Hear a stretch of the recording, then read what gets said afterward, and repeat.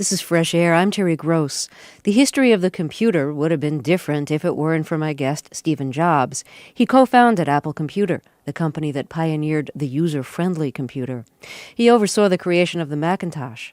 He was ousted from the company in 1985 and formed a new computer company called Next. The computer designed by Next was a commercial failure. Now the company is creating software for the World Wide Web. Jobs is also the head of Pixar, the computer animation company that produced Toy Story, the first computer-animated feature-length film. Jobs became a billionaire when Pixar went public in November. I asked Jobs first about the software Next produces. It's designed to make pages on the World Wide Web interactive. I asked him why they're usually static now. Well, as you know, the web's a pretty miraculous thing, and it was a very simple paradigm that was invented, which was that people could construct web pages in some arcane languages, one called HTML, and people could then touch those pages and view them with a browser. Now, these things are created by human beings for the most part, and they're fairly laborious to create. Once you make one, people can view it. So you can be viewing a web page along with a 250,000 other people looking at exactly the same page.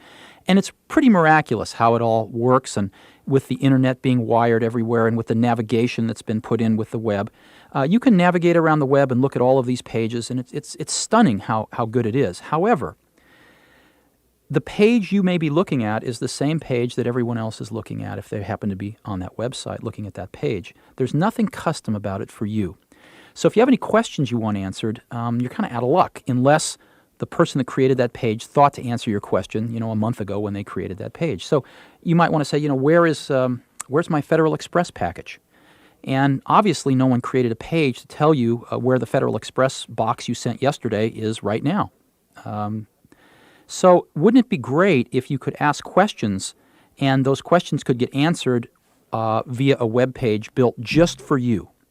And that's why you might want a more dynamic web page in the simplest sense. And Federal Express did just that. They took several months and created some computer programs which, when you type in your package tracking number, will go to their mainframes, find out all the data about where your package is, get all that data, and then, rather than give it to, thousands of gnomes that will create these web pages on the fly, a computer program will build the web page on the fly and send it off to your web browser. And it's magic. I mean, it was made custom just for you, telling you exactly where your package was. And they've got about, 10,000 people a day using the service instead of calling them, which is kind of cool. Now, that's just the tip of the iceberg. It turns out that companies, when they really want to vend, information about their products or services, or they want to start doing commerce on the web, really need to start building these web pages dynamically based on, what the consumer wants. And that is going to be the next big change in the web. And this is what you're working on, enabling exactly these pages to be more interactive. Exactly. We call it Web Objects, and we announced it about 3 weeks ago. We're giving away the basic version. We put it up on our website, and it runs on servers. And we've already I think people have already downloaded close to 10,000 copies of it for free. So how do you think that the web might change in the near future with the help of the type of software that you are producing now? I think most large companies and medium-sized companies and even small companies are starting to look at the web as the ultimate direct-to-customer distribution channel, bypassing all middlemen, going directly from the supplier to the consumer. And that's a pretty powerful concept when you think about it. One of the things that I love is that, a very small company, if they invest a lot in their website, can look just as formidable and just as solid on the web as a very large company can. As a matter of fact, some of the smaller companies are more hip on the web, getting more hip to the web sooner, and so they actually look better than some of the large companies do right now. And it's going to be this very leveling phenomenon.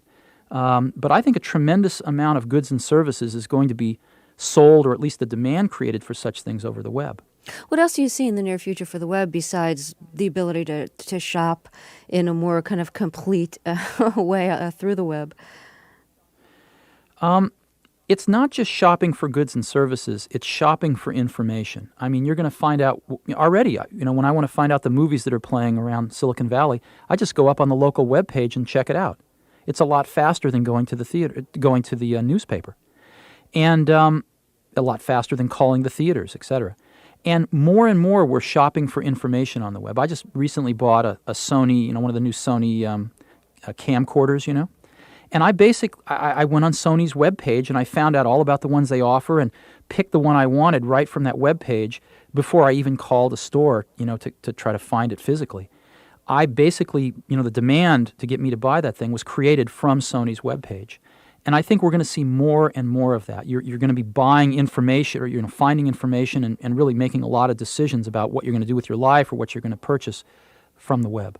Is the whole idea of going to the store to buy software going to become obsolete too? Do you think we'll be downloading our software from the web? Of course. Yeah, there's no question about it. There's no question that will happen, and I think it'll happen in the next 24 months. There's some software right now that's still very large, and the web on-ramps and off-ramps to corporations are now very fast, but the off-ramps to the consumers' homes are still not so fast. And so for buying large software such as CD-ROM games and stuff, they'll still be distributed on physical media for a while. But when the off-ramps to the consumer get faster, possibly with cable modems in the near future, then that could possibly go fully electronic as well. So tell me what else you see for the web beyond the world of retail. Yeah, it's not... there's a lot of things happening with the web right now in terms of allowing people access to information that they would just never have before. And what this does is, of course, it lets special interest groups get together. So, you have, I know people who have had, as an example, a stroke and have gotten on the web and found that there are several web pages now devoted to information for stroke victims, where they can learn about, some of the latest treatments, they can learn about avoidance, the latest in avoidance advice and things like that. And those things didn't exist before as well. Steve Jobs is my guest. You started off in the business of designing computers. When did you start thinking that the future wasn't in building the individual computers, but rather in the computer network? Because after all, what you're doing now is designing software for the web. Right. I had sort of a landmark visit to Xerox PARC in 1979. That's Palo Alto Research Center, where they invented a lot of the cornerstones of the modern graphical user interface. And actually, they showed me what they were doing in 1979. And actually, they'd done three things. The first was the brilliant work they had done on graphical user interfaces. The second was networking. They had over 100 of their computers at that time networked in a fully electronic environment using email routinely. And the third thing that they'd done was object-oriented programming. They'd invented Smalltalk and other object-oriented languages as well. And I was so blinded by the brilliance of the first, the graphical user interface, that I didn't even see the other two in 1979. And so when we went to make the Macintosh, it really completed the job that they had started on the graphical user interface, but really did not address object-oriented technology, nor did it address networking. Let's define our terms. The graphic user interface, you're talking about like icons on the computer? Yeah, using plain English in menus, icons, drag and drop, all of that stuff. Mm-hmm. And the objects that you're talking about. Object-oriented programming is a technology that is sort of like, it brings to software what the Industrial Revolution brought to the production of hard goods, which is reusable parts. The way software is built today is the same way it was built when it was invented, if you will, 50 years ago. Everything is custom. And what object-oriented technology lets you do is start to build software in a much more modern way with reusable components. And you end up being able to build software about 10 times faster. And it's slowly starting to seep into the software culture. And I think it's an unstoppable trend. And this is what you're in the business of now. What Next does is Next works on object-oriented software and has just launched a bunch of web products which incorporate object-oriented software, bringing that technology to the web as well. Now, when you started Next, your goal was to make a new kind of computer, but that computer failed on the market. That's right. Did that failure help lead you in the direction of working more toward the web, toward web-oriented software? When we started Next, I guess have to take credit for this. made a mistake that I don't think is terribly uncommon, which is you leave something where you were pretty successful, and the next thing you do, you try to copy a lot of the paradigms of success that worked the last time, and don't realize that the world is changing from underneath your feet. And that's what we did at Next. We made a really great computer, but the world had changed enough to where the door to establish a new hardware company really had closed. Even before we started the company, we just didn't know that at the time. Fortunately, the software that we built for this computer was so far ahead of its time that even after we exited the hardware business and became a software company, we were still 5 years ahead of anybody else. And so as Next became a software company, we really had something that a lot of people wanted. My guest is Stephen Jobs. We'll talk more after a break. This is Fresh Air. Stephen Jobs is my guest, co-founder of Apple Computer, now the chairman of Next Computer Incorporated, and also the head of Pixar Studios, which made Toy Story. What was the very first computer you had? I was very lucky. I was born in San Francisco, and I grew up in Silicon Valley. And I was able to go to NASA, Ames Research Center nearby, and play with a time-sharing computer, which was a loud mechanical terminal hooked up with a wire somewhere, and there was supposedly a computer on the other end of it. And I got a chance to program in Fortran and BASIC, and those are the computer languages of the time. The computer languages of the time, and I was captured by it. And how did you get into the computer business? What made you think, this is going to be my life?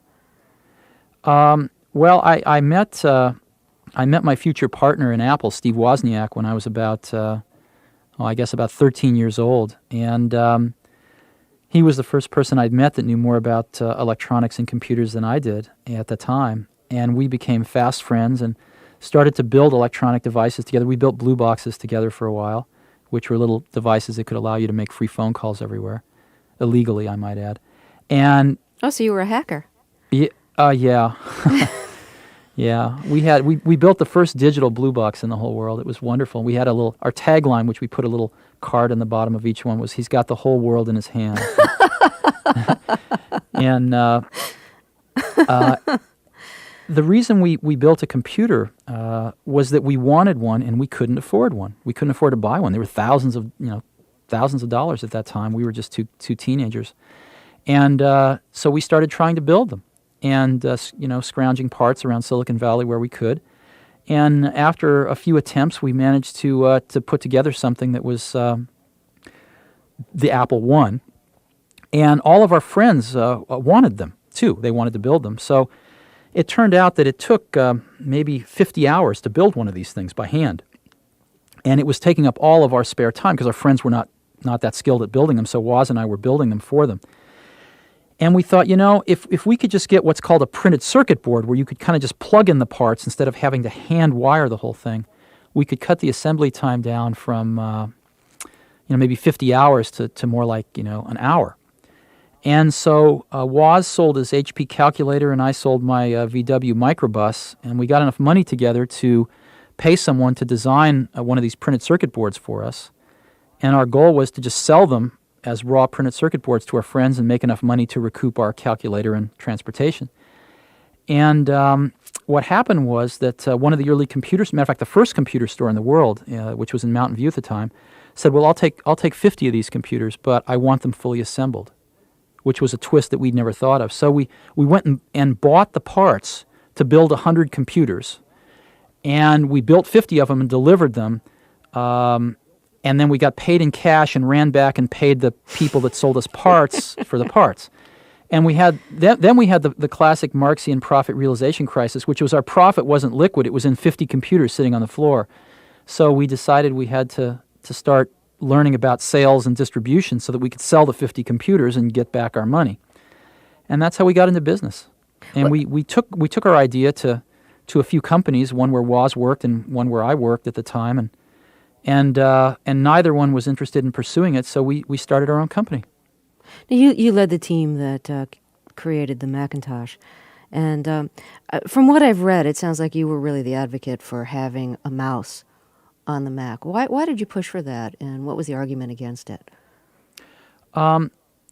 Well, as I mentioned earlier, I went to Xerox PARC, Palo Alto Research Center in 1979, and I saw the early work on graphical user interfaces that they had done. And they had a mouse, and it was obvious that you needed a pointing device, and a mouse seemed to be the best one. We tried a bunch of other ones subsequently at Apple, and a mouse indeed was the best one. We refined it a little bit. We found that Xerox's had 3 buttons. We found that people would push the wrong button or be scared that they were going to push the wrong button, so they always looked at the mouse instead of the screen. So we got it down to 1 button so that you could never push the wrong button. And made some refinements like that. The Xerox mouse cost about $1,000 a piece to build. We had to engineer one that cost $20 to build. So we had to do a lot of those kinds of things. But the basic concept of the mouse came originally from a company called SRI through Xerox and then to Apple. And there were a lot of people at Apple that just didn't get it. We fought tooth and nail with a variety of people there who thought the whole concept of a graphical user interface was crazy. But On what grounds? On the grounds that it either couldn't be done, or on the grounds that real computer users didn't need menus in plain English, and real computer users didn't care about putting nice little pictures on the screen. But fortunately, I was the largest stockholder and the chairman of the company, so I won. Steve Jobs is my guest, the co-founder of Apple Computer, now the head of Next Computer Incorporated, and also the head of Pixar Studios, which made Toy Story. Do you think that when you were ousted from Apple that people kind of wrote you off? I mean, here you are with these big successes now. Oh, golly, I don't know. I'm sure that a lot of people did, and that was fine. It was a very painful time, as you might imagine. Mm-hmm. So... To be forced out of the company you created. Oh, of course. Yeah. It was a very painful time. And but, you just march forward and you try to learn from it. And one of the things I always tried to coach myself on was not being afraid to fail. When you have something that doesn't work out, a lot of times people's reaction is to get very protective about ever wanting to fall on their face again. And I think that's a big mistake, because you never achieve what you want without falling on your face a few times in the process of getting there. So I've tried to not be afraid to fail. And matter of fact, I've failed quite a bit since leaving Apple. Are you surprised at the problems Apple is having now, or did you see that coming? I try not to talk about Apple too much. But what I will say is that the day I left Apple, we had a 10-year lead over Microsoft. And in the technology business, a 10-year lead is really hard to come by. It happens, maybe a company has that once every few decades, whether it be a Xerox or an IBM with mainframes. Apple had that with the graphical user interface. And the problem at Apple was that they stopped innovating. If you look at the Mac that ships today, it's 25% different than the day I left. And that's not enough for 10 years and billions of dollars in R&D. And it wasn't that Microsoft was so brilliant or clever in copying the Mac. It's that the Mac was a sitting duck for 10 years. And that's Apple's problem, is that their differentiation evaporated. And unlike Compaq or others who play in the Intel Microsoft standard space, where Compaq only has to be 5% better than its competitors for everyone to want to buy their computers, Apple has to be 50 or 100% better, because when you buy something that is out of the mainstream a little bit, you take a risk, and you want a much bigger reward for taking that risk. And unfortunately, that differentiation has not completely evaporated, but for the most part it has. And that's the predicament Apple's in now. And that's why cost cutting and other things at Apple are not going to be the cure. The cure for Apple is to innovate its way out of its current predicament. And there's a lot of good people left at Apple that are capable of doing that with the proper leadership, which is what's been missing. Some Mac users are afraid that the Mac operating system is in danger of becoming obsolete in the way that beta video became obsolete because it was outdone by VHS. What do you think? I think with the appropriate leadership at Apple, that's not going to happen, but I think we're going to have to wait and see. Do you care? I mean, how how still involved, invested do you feel in the future of Apple, the company you co-created? I'm happy every time a Mac gets shipped. I still have people, sending me emails telling me how much they love their Macs. And it's sort of, how do you explain it? It's like the first person you were ever in love with, you know? It's like your first love, and there will never be another one like it. And in my case, we were together for 10 years, and that's a long time. But, if you move on in your life, you can't always stay in love with your first girlfriend, right? So, Do you think that Apple would have been better off if it licensed its operating system to other companies, which who it knows? didn't do, and it's been criticized for Yeah, until who knows? recently with Motorola? Yeah, you don't know. Who knows? Okay. I have no idea. Stephen Jobs co-founded Apple Computer. He's now the head of the software company Next, and he's the president of Pixar, the computer animation company that produced Toy Story. He'll be back in the second half of the show. I'm Terry Gross, and this is Fresh Air. What do you think the state of the computer would be if it weren't for Apple? This is a chance, I guess, for a really self-serving answer, but I mean, I'm really curious what you think. I usually believe that if one group of people didn't do something, within a certain number of years, the Times would produce another group of people that would accomplish similar things. We happened to be at the right place at exactly the right time with the right group of people, and we did some wonderful work. I'm extraordinarily proud of the work that the team at Apple did when I was there. And I think that personally, our major contribution was a little different than some people might think. I think our major contribution was in bringing a liberal arts point of view to the use of computers. Yeah, explain what you mean by that. What I mean by that is that, if you really look at the ease of use of the Macintosh, the driving motivation behind that was to bring not only ease of use to people so that many, many more people could use computers for non-traditional things at that time, but it was to bring, beautiful fonts and typography to people. It was to bring graphics to people, not for, plotting laminar flow calculations, but so that they could see beautiful, photographs or pictures or artwork, etc., to help them communicate what they were doing potentially. Our goal was to bring a liberal arts perspective and a liberal arts audience to what had traditionally been a very geeky technology and a very geeky audience. What made you think that more liberal arts direction was the direction to head in? Because, my perspective and the way I was raised was that that science and computer science is a liberal art. It's something that everyone should know how to use, at least, and harness in their life. It's not something that should be relegated to 5% of the population over in the corner. It's something that everybody should be exposed to. Everybody should have a mastery of to some extent, and that's how we viewed computation or these computation devices. And you think that that concept really caught on in the whole industry? Eventually. It's in the it's Apple certainly that's the seed of Apple. Computers for the rest of us. And I think the sort of the liberal arts point of view still lives at Apple. I'm not so sure that it lives that many other places. Mm-hmm. I mean, one of the reasons I think Microsoft took 10 years to copy the Mac was because they didn't really get it at its core. Do you think the PC as we know it is on the verge of changing? That's a really big question.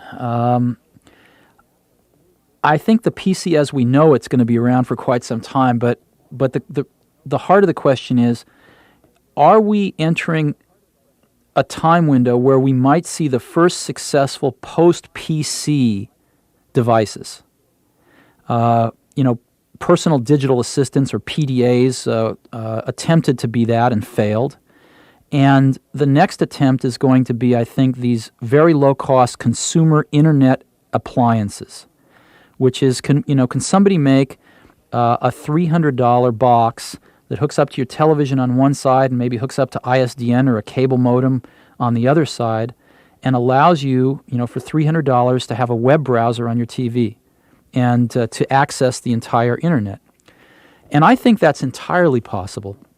And I think that we're going to see those devices soon, and hopefully some innovative marketing and distribution techniques surrounding those devices, so that a lot of people can all of a sudden have an internet browser in their living room. And I think that's going to be very exciting. And I think that could be the beginning of the first real post-PC market.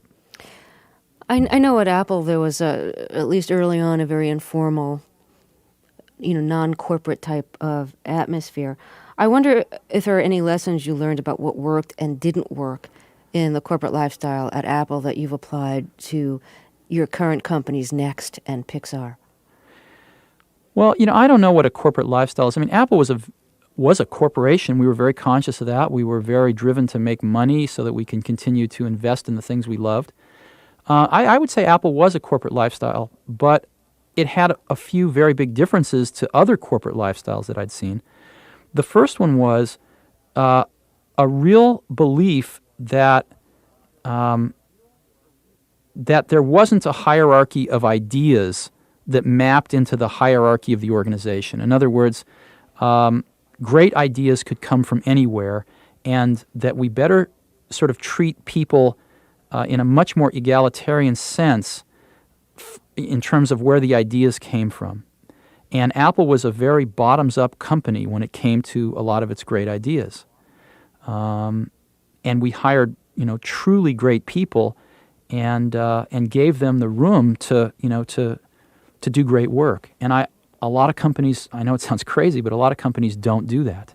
They hire people to tell them what to do. We hired people to tell us what to do. We figure we're paying them all this money. Their job is to figure out what to do and tell us. And that meant that led to a very different corporate culture, and one that's really much more collegial than hierarchical.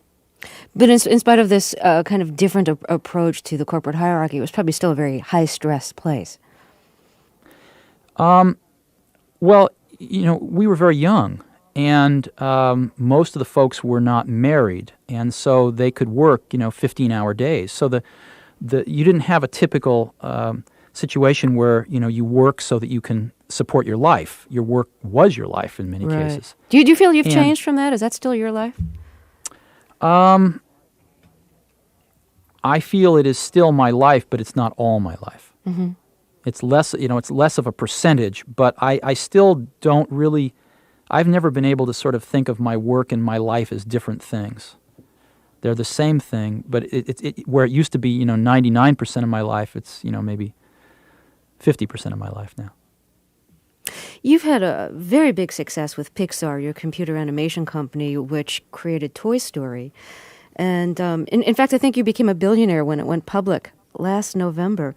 What made you think that part of your future would lie in computer animation? I mean, I understand the connection with what you'd been doing at Apple, but it's still a pretty different application of it. I have spent a lot of my life in computer graphics. The Apple II was the first personal computer that had color graphics on it. The Macintosh's ease of use was obtained through the use of better graphics than had ever been on a computer to date at that time. And the LaserWriter was using PostScript and was very graphics intensive. But nothing that I had ever been involved in was as good as what I saw Pixar was doing when I met a man named Ed Catmull in 1986. And he was then running a division of Lucasfilm that was up for sale. And Ed and I really hit it off. And he had a dream to make the world's first computer-animated feature film, which I bought into both spiritually and financially. And so we formed Pixar in 1986, buying the division from Lucasfilm and starting to add people with that vision in mind. And there's an incredible team of people at Pixar that have worked for 10 years to make that dream come true. As the head of Pixar Studios, what was your involvement with the actual creation of Toy Story? What level did you function on? I didn't get to animate one frame. We've got people that are so great at that they're the best in the world. That unfortunately, not being a visual artist myself, there were several of us that didn't get to really help make the film per se. What I was able to do was try to make the environment in which the great team that we have that made the film could successfully make the film. So I had to negotiate the deal with Disney and all of the other things in terms of running the company that were more of this really just support for the great team that made the film. The most incredible thing to me, though, was Pixar was the first time in my life that I went from worrying about supplying computers to other people to being a consumer of computation. As an example, each frame in Toy Story took on average 300 megabytes of data to represent all of the elements in that frame. Wow. And there's 114,000 frames in that film. So, each one of those frames took on average 3 hours to draw using the fastest computers around. So we were a consumer of computers for the first time. And it was really great. When somebody comes out with a faster computer, it used to be, oh no. And now it's hooray. Steve Jobs co-founded Apple Computer. He's now the head of the software company Next, and he's the president of Pixar, the computer animation company that produced Toy Story.